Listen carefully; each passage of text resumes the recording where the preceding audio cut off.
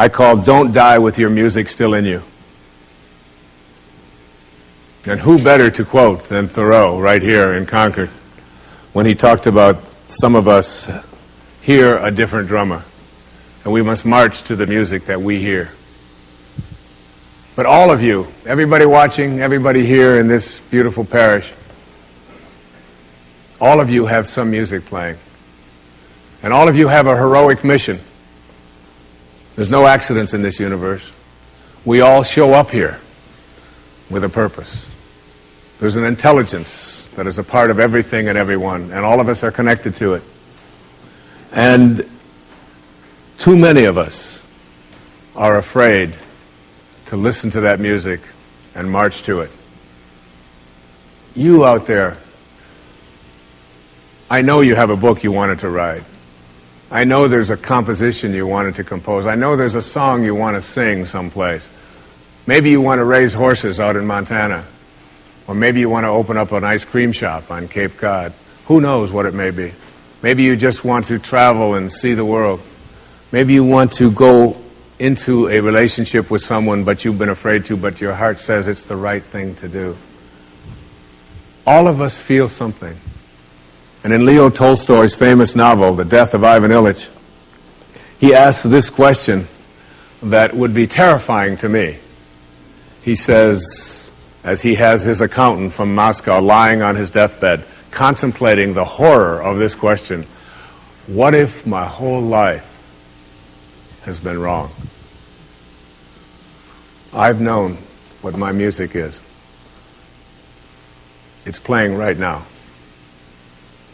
As I stand here in front of you with these cameras and in this place, and as I sit down and write my books and tell the world what I know are my truths, I feel always completely on purpose and fulfilled. And no time will I ever come to the end of my life and say, what if my whole life has been wrong? Whoever you are, whatever that music is, however distant it may sound, however strange, however weird others may interpret it to be, don't get to the end of your life and know that you're going to leave and not have it played yet. Don't die with your music still in you. It's the message of the greatest teachers who've ever walked among us. It's the message I give to you today as one of the principles for success and peace in your life. The next principle I call embracing silence. And embracing silence is not that I say this to you because it's so important to be quiet. What I have learned, I have a dear friend, and many of you know, we've put out tapes together, we've appeared on stages all over the world together. He's like a brother to me. His name is Dr. Deepak Chopra, a medical doctor, and a dear and close friend. And whenever anything is going on in my family, if I'm having a problem with one of my children or in my own life, and if I call him up and I'll say, Deepak, or his wife Rita, I'll say, Deepak, what do you think I should do? He always has the same answer. Meditate. I'll say, yes, Deepak, I understand meditate, but I said, what do you think? He said, Wayne, go deep inside and meditate. Always meditate. I'll say, will you put Rita on? Wayne, meditate. I say, all right. And you know, I've learned a lot in meditation. But what I know most about getting quiet and getting peaceful is this, that there's only one power in the universe, and it doesn't matter what you call it. You can call it soul, spirit, consciousness, God. You can call it Louise. You can call it anything that you want. But as Alan Watts said, you can't get wet from the word water. It's not what we call something that gives it its substance. And this one power, this one force that flows through everything and allows everything to be, is indivisible. You can't cut it in half. You can't divide it. It's one. It's knowing the one. And everything in your life is almost always given a division. Male, female, young, old, tall, short, black, white, good, bad, up, down.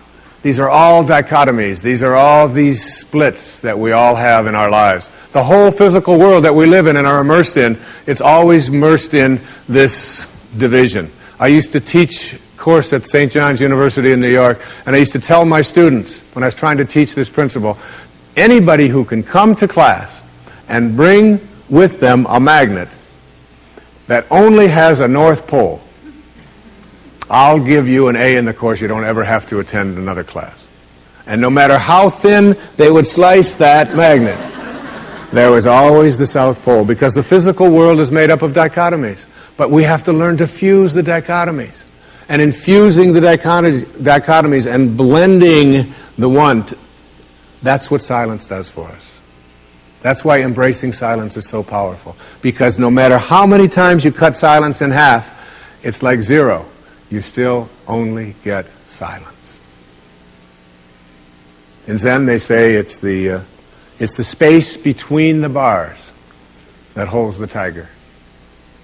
And it's the silence between the notes that makes the music. These words that are coming out of my mouth right now come out of the silence. And finding that silence and embracing it means that you go to the place within you that you cannot divide. Just like you can't divide the source, the one, the spirit. You can't divide that either. It's only one. So when you go into your silence and you begin to practice meditation and you begin to make this a part of your life and embrace silence, what you discover is this is where you'll come to know your source. You'll make conscious contact with your source. I can't tell you how many people that have come to me who have suffered from serious illnesses, who've been given diagnoses that it's terminal and that you can't do it, who have gone out to the wilderness and have decided that I am going to commune with nature. And the transcendentalists, Thoreau and Emerson, they believed that nature was our source and that we were all products of nature. And if you can get back to your source, if you can get back to that feeling of being with spirit, that's where healing can take place.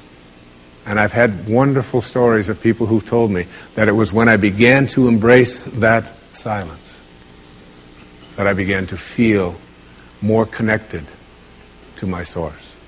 Embrace silence because it's a way to come to know God, to know your source. Both are indivisible. And the only experience you can have in your daily life that even comes close to a spiritual awakening is silence.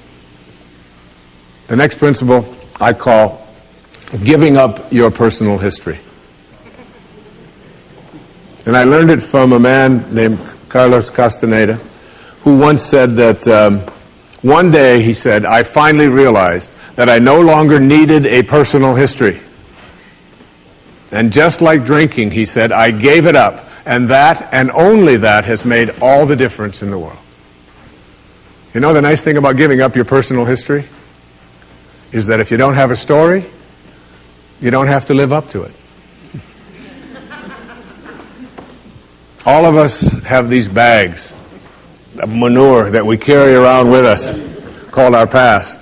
And the people who have done things to us, and the events and the circumstances, all of this stuff that we use and we bond to. And we bond ourselves to these wounds of our past, and we identify ourselves on the basis of these wounds. And every once in a while we set it down and we reach in there and we smear it all over ourselves. And then we wonder, why does my life smell so bad? I don't understand this. When in fact, the now, this moment, merging yourself into the now, means that you may have been in a relationship. I had a woman from Holland who came over to see me, whose husband had left her after 25 years. She had 4 children. And she just had been on the verge of suicide. And she was losing weight, and she was depressed, and she was taking all kinds of drugs for it. And she was getting sicker and sicker because she just couldn't get over it. And she came to a book signing that I was doing at a bookstore down in Florida. And she said, you've got to say something to me. You've got to say something to me that will help me to get over this. And I told her this line. I said, give up your personal history. Merge yourself here, now, into this moment. And those 25 years are something, if you want to understand how to do it, think of your past as, this hat. And this is your past.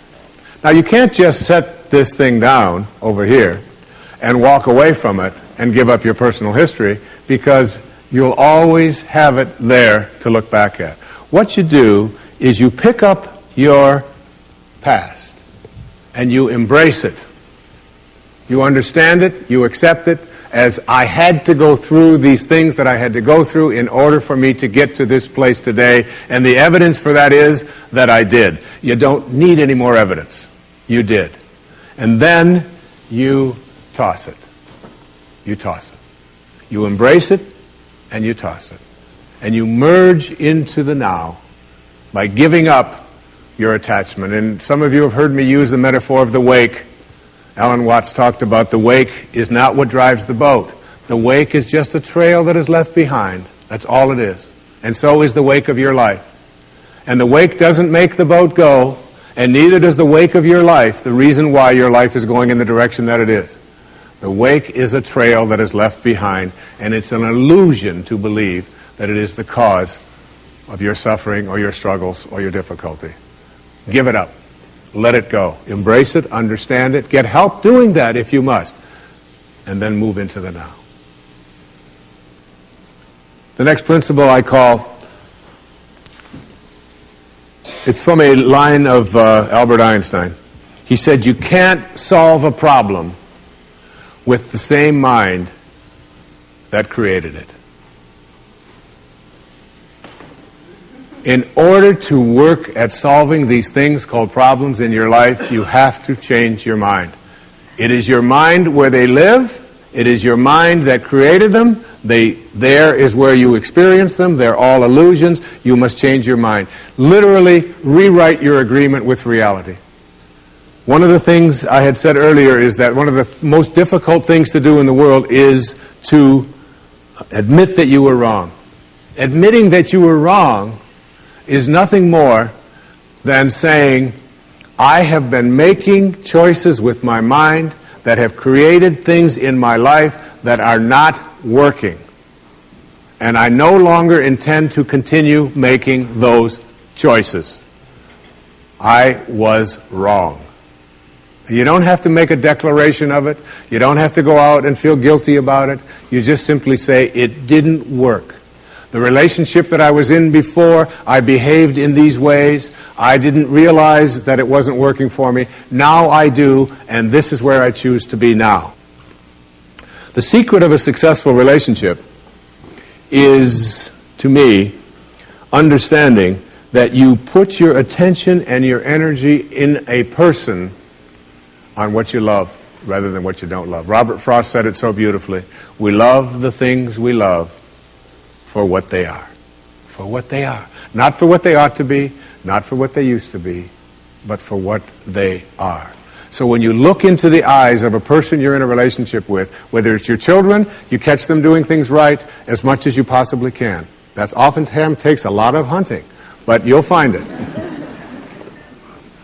And when you think that my relationship isn't working, remember, it's in my mind. What am I thinking about that person? And if I could just change my mind and put my thoughts on what I love about this person and keep them there, that makes the relationship flourish. And there are people who go through their entire relationship history with no anger, no hatred, no bitterness, and only love. The next principle is, I call it treating yourself as if you already were what you would like to become. In other words, you get out in front of your life and you see yourself as having already what you know you'd like to have and deserve to have. My children know how to do this perfectly. I have a daughter who wanted a prom dress, and the prom dress was way outside the budget that I thought a prom dress should be. I thought a prom dress shouldn't cost over $20, so I do have a problem, right? But I upped it to somewhere around $250. I don't know how much, whatever. To me, it was still more than I paid for my first house, okay? But anyway, she called and said, Dad, this is the only prom dress I could wear. I've got to wear this prom dress. If I don't wear this prom dress, it's just on and on and on with this wonderful. I saw a wonderful book about how to raise teenage daughters. The title of it is Get Out of My Life, but first drive me and Cheryl to the mall, all right? That's the actual title. It's a good book. And so I told Serena, I said, it's just beyond the budget. I've got a certain amount of money that I'm willing to put for it. And she said, but I've already seen myself wearing it. I've already tried it on. I have a picture of myself in the dress in my living room, and I've already showed it to the guy who was taking me to the prom. I mean, it was this whole thing about, and she already saw herself in it. I said, well, if you see yourself in it, then you're going to have to also see yourself as earning the difference between what I'm willing to pay. And she drew up a contract. She went onto the computer, and on the background of the computer, you know where they have these little background things they put on? There was 500 pictures of the dress, all right? And she signed a contract and said, I'll babysit, I'll do this, I'll do that, and I will pay the difference. And she did, and she wore the dress. Because she understood that you treat yourself as if you already are what you'd like to become. There's a genius in you. You have to treat yourself as if you already were that genius. There's something you're completely capable of. See yourself as already there. Then you'll act upon those thoughts, because the ancestor to every action, said Emerson, is a thought. The next principle is called treasuring your divinity. Treasuring your divinity. There's a wonderful observation that I saw from Emerson in Self-Reliance. It's about trusting your divinity, knowing that you are connected to your source, knowing that you are a divine creation and that there are no accidents. He said, a man should learn to detect and watch that gleam of light which flashes across his mind from within, more than the luster of the firmament of bards and sages. Yet he dismisses without notice his own thought, because it's his own. In every work of genius, we recognize our own rejected thoughts. They come back to us with a certain alienated majesty. We often reject our thoughts, and we see the things that we think of as grand and as genius, and we reject them because they're our own. Treasuring our divinity instead of being terrified of it. Knowing that I am always connected to my source. There is no way that I cannot, because it is in you, and I am in you, and you are in me, and you can never be separated from it. There is no place that this source is not. It grows everybody's fingernails. It beats everybody's hearts. It digests everybody's foods. It opens all the flowers, and you're always connected to it. And finally, the last principle I call wisdom is avoiding all thoughts which weaken you. You know, every thought has an energy, just like everything else in the universe. And if you have a thought of shame, it will weaken your muscles. And what is your heart but a muscle? If you raise a child who believe in shame and feel ashamed of themselves, every time they think that shameful thought, they will be weakened. And if you have a thought of fear, and if you have a thought of stress, and you have a thought of anguish and anxiety, all of these thoughts and many more are the thoughts that will always weaken you. When you are having a thought that you know is disempowering you, shift it. Shift it to one that is empowering rather than disempowering. And the thoughts that empower are thoughts of neutrality and willingness and love, and ultimately thoughts of divinity. And when you see a troubled person who is out there struggling at the highest level of unity consciousness or God consciousness or spiritual consciousness, you recognize yourself in all that you see. There, but for the grace of God, go I. And I am connected to that person. Changing your thoughts. I appeared on the Tonight Show many years ago, several times, quite a few times. And I remember coming home from the Tonight Show, and I was walking along the beach, and they had taped the show the night before, and I was out for a walk, and a woman who lived in the Northeast stopped me, and she said, "Didn't I see you last night on that? How could you be here?" I said, "Well, I flew the red eye, and I was walking along." And she said, "You know, we're moving down here." She said, "What are the people like here? What's it like?"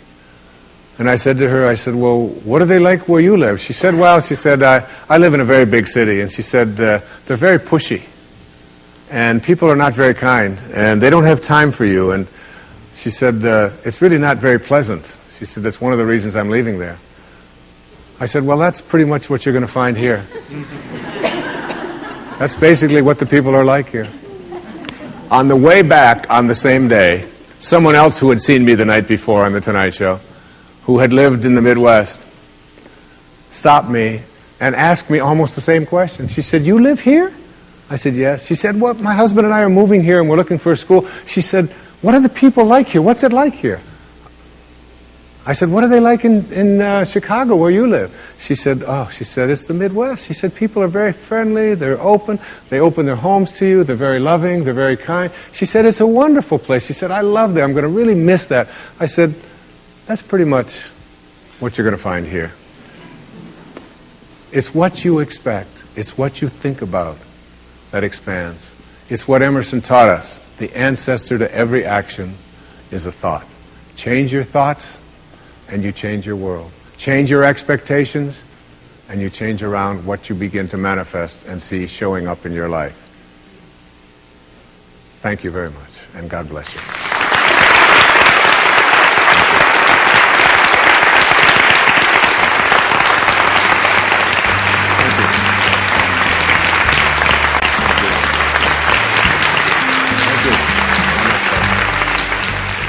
Coming up next, a special bonus segment.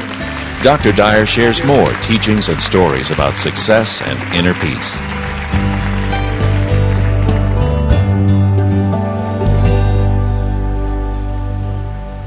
I'm walking on the very grounds that Ralph Waldo Emerson, Henry David Thoreau actually walked on in their lifetime.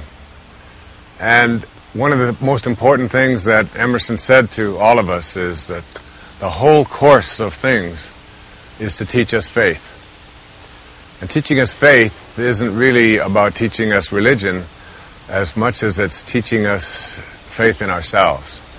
A belief that we are connected to something that is greater and grander than all of us, and that which we are connected to is divine, that we are all divine beings, and that each and every one of us ought to really consider very strongly treating ourselves that way at all times in our lives, recognizing the importance of our own thoughts, reminding ourselves that what we think about is what expands into our lives, and that our thoughts are the most powerful force that we have. They're our connection to eternity, so that each and every one of us should be remembering what Emerson and Thoreau and Louisa May Alcott and so many of those people who lived right here wrote about and talked about and encouraged us to form a transcendent view of ourselves and of our world. One of my very favorite words that was invented by a man who was a great teacher of mine, his name was Carl Jung. He called it synchronicity. And it's a term that reflects sort of a place where you can get to in your life where you can have a collaboration with fate almost, where you can begin to see things showing up into your life just because you were thinking them. And for some of us who are very practical-minded, we think, well, that's absolutely impossible. All of these things are just coincidences. But the word coincidence is an interesting word. In mathematics, coincidence refers to angles that coincide. And in mathematics, two angles that coincide are said to be two angles that fit together perfectly. And we have taken a term that means things that fit together perfectly and assume that somehow it's all done accidentally. But in a universe in which there is an intelligence guiding everything, there are no accidents. One of my favorite ways of describing this, I did with a friend of mine years ago on some tapes. His name was Deepak Chopra. And Deepak and I were in front of an audience in London. And we all of a sudden started dialoguing about how to get strawberry ice cream. And we came up with there are 4 ways to get strawberry ice cream. And they raised in level and consciousness from the lowest to the highest. So the first way of getting strawberry ice cream is to have a thought. Everything always starts with our thoughts. And the thought is, gee, I'd really like to have some strawberry ice cream. And then you act upon that thought. You get up, you get on your bicycle, you get into your car, you go for a walk, you go to the store, you purchase your strawberry ice cream, and you come home and you say, I've got strawberry ice cream. And we don't think that that's too amazing. But if you really look at it, it is very amazing. because that thought is invisible, it's formless, it's internal someplace. We know there's a command center in our brain, but we've never seen the commander that's in there who says, I think I'd like to have some strawberry ice cream. So it's a pretty amazing process. Have a thought and then act upon it. The second way to get strawberry ice cream is to have a thought, gee, I'd really like to have some strawberry ice cream, and you stay right where you are, and you send one of your children off to get the strawberry ice cream. And this is a higher level of consciousness, because here you are just sitting there having a thought, and you just express a word, and someone else goes off, gets the strawberry ice cream, brings it back to you, and you think, this isn't too bad a way of doing it. The third way we talked about on stage was the more intriguing way. And the third way to get strawberry ice cream is to have a thought, gee, I'd really like to have some strawberry ice cream. And then someone walks by, and they say to you, excuse me, is this your strawberry ice cream? And when that happens, you go, whoa, booga, booga, booga. And you call everybody that you know, and you tell them, you can't believe what happened today. I was just thinking about having some strawberry ice cream, and a stranger just walked by, and there it was, and he handed it to me. This is what Jung called synchronicity. And this idea that you have a thought. Perhaps it's a thought about a sister that you haven't talked to in 5 years, and she lives on the other side of the country, and you can't get her out of your mind. And that thought represents an energy. And that energy says, gee, I'd really like to talk to my sister, but I haven't talked to her in a long time. And all of a sudden the telephone rings, and there's a feeling in here.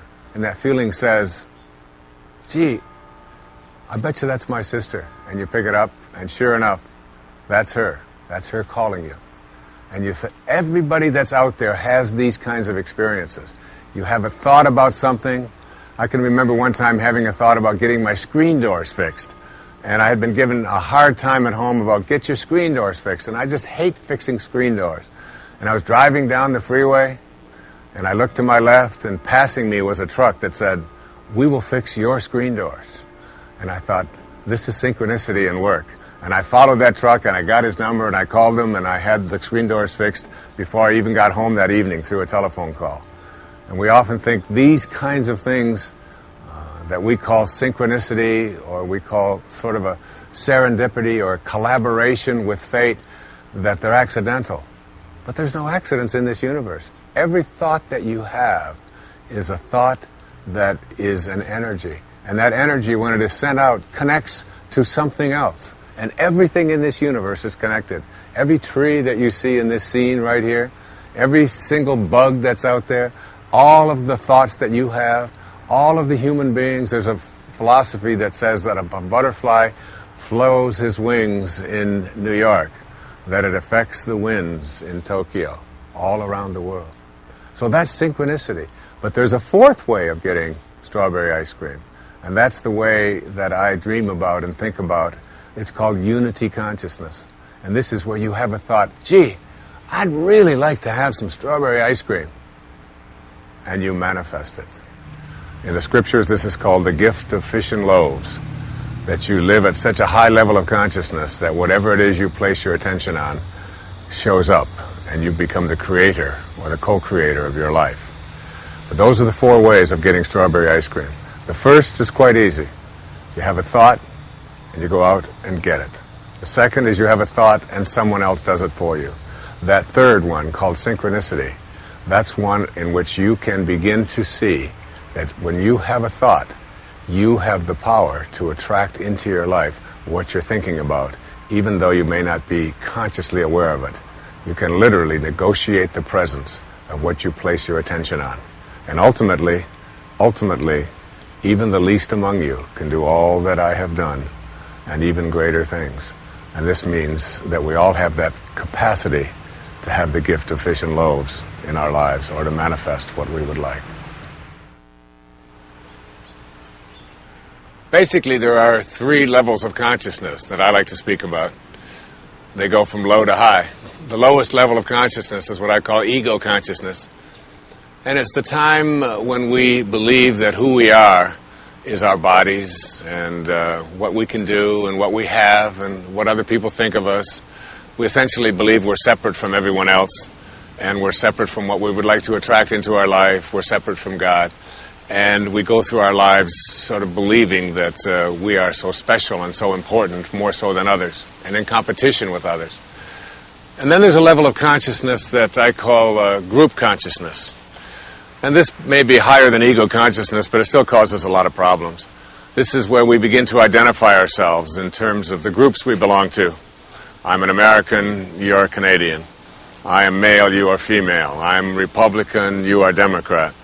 I am Muslim, you are Catholic, and on they go. And ultimately, we create an enormous amount of conflicts and ultimately wars over this group identification. But there's a third level of consciousness, is the one that I've always aspired to and try to teach people to go to, and that's called mystical consciousness, or unity consciousness, or even God consciousness. And this consciousness is one in which we begin to see ourselves not as separate from each other, but as connected to each other. And when we see another human being, we see the unfolding of spirit rather than their appearance, what color they are, what shape their eyes may be, what their belief systems or cultures they belong to. That all gets shifted into seeing the connection between all of us. And my friend Ram Dass, many, many years ago, tells a wonderful story that illustrates how difficult it is for some people to understand this level of consciousness. And he tells a story of a shepherd. And the shepherd was tending to his flock. And a person from this ego consciousness from another part of the world approached him. And he said to the shepherd, he said, would you mind if I ask you a few questions about your sheep? And the shepherd said, why, certainly. He said, well, tell me, he said, how far would you say your sheep graze or walk in a given day? And the shepherd said, well, I can't answer that question unless you tell me which ones you're speaking about, the white ones or the black ones. Well, this man said, the white ones. He said, well, the white ones walk 4 miles every single day. We've measured that. He said, that's amazing. And he said, what about the black ones? He said, well, the black ones also walk 4 miles. Well, he was a little perplexed by that, but he said, well, tell me this. He said, tell me, how much food would you say your sheep would eat in a given day? And the shepherd again said, well, I can't answer your question unless you tell me, are you speaking about the white ones or the black ones? He said, well, tell me about the white ones. He said, well, the white ones eat exactly 3.5 pounds of grass every single day. We've measured that. He said, really? He said, well, what about the black ones? And he said, well, they eat 3.5 pounds as well. Well, the man just got a little more frustrated. Finally, he said to him, he said, well, in the springtime, at shearing time, he said, how much wool would you say your sheep give? And the man said, which are you speaking about? He said, well, the white ones. And he said, well, we've measured that. He said, the white ones give 6 pounds of wool every spring at shearing time. And he said, well, what about the black ones? He said, well, the black ones give 6 pounds also. Finally, the man was beside himself. He just couldn't understand this. And he said to him, I don't understand this. Every time I ask you a question about your sheep, you ask me to divide them into the white ones and into the black ones, and then you tell me they're exactly the same. He said, why would you do that? He said, that may be a bit confusing to you. He said, let me explain. He said, you see all of those sheep out there? He said, yeah. He said, you see the white ones? He said, yeah. He said, I see the white ones. He said, well, the white ones are mine. I was given them, I raised them, and they're all mine. I own all of those sheep. Oh, he said, I understand. And he said, what about the black ones? He said, well, I own them too. And that was the story. And it was the story that I've always been amused by. I remember when I called one of my friends, he laughed out loud at that story, Deepak Chopra. He said it got to him. The idea was that we, and from ego consciousness and group consciousness, need to divide everything into colors and into appearances. But there are some of us who understand that those are just artificial divisions and dichotomies. And in fact, everything in the universe is all sharing the same intelligence. We're all one, even though we try so hard to divide them up.